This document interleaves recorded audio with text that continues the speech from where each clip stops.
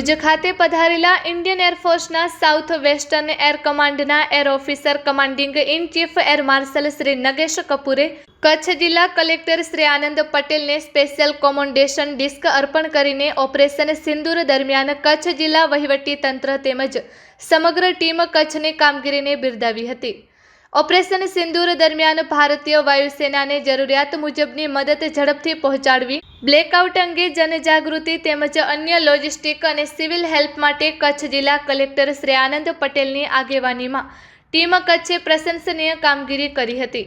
Operation સિંદૂર દરમિયાન કચ્છ જિલ્લા વહીવટી તંત્ર દ્વારા સંકલન સાધીને તમામ મદદની ખાતરી સાથેનું સંકલન નલિયા અને ભુજ એરફોર્સ સ્ટેશનના અધિકારીશ્રીઓ સાથે સાધવામાં આવ્યું હતું। ઇન્ડિયન એરફોર્સના સાઉથ વેસ્ટર્ન એર કમાન્ડના air officer commanding in chief air marshal Shri Nagesh કપૂરે ભુજ એરફોર્સ સ્ટેશન ખાતે કચ્છ કલેક્ટરશ્રીને સન્માન સાથે સ્પેશિયલ કોમોન્ડેશન ડિસ્ક એનાયત કરીને ઓપરેશન સિંદૂર દરમિયાન અસાધારણ સહયોગ અને રાષ્ટ્ર પ્રત્યેની ફરજ નિષ્ઠાને બિરદાવી હતી। ઇન્ડિયન એરફોર્સના સાઉથ વેસ્ટર્ન એર કમાન્ડના air officer commanding in chief air marshal Shri Nagesh કપૂરે વહીવટી તંત્ર તરફથી ઓપરેશન સિંદૂર દરમિયાન કચ્છ જિલ્લામાં વાયુસેનાને મળેલા સહયોગ બદલ સમગ્ર ટીમ કચ્છને અભિનંદન પાઠવીને આભારની લાગણી વ્યક્ત કરી હતી। કચ્છ કલેક્ટર શ્રી આનંદ પટેલની આગેવાનીમાં ઓપરેશન સિંદૂર દરમિયાન જિલ્લા વહીવટી તંત્રની ટીમ કચ્છની સૈન્ય દળોને વિશિષ્ટ સહયોગની કામગીરીને વાયુસેના પહેલા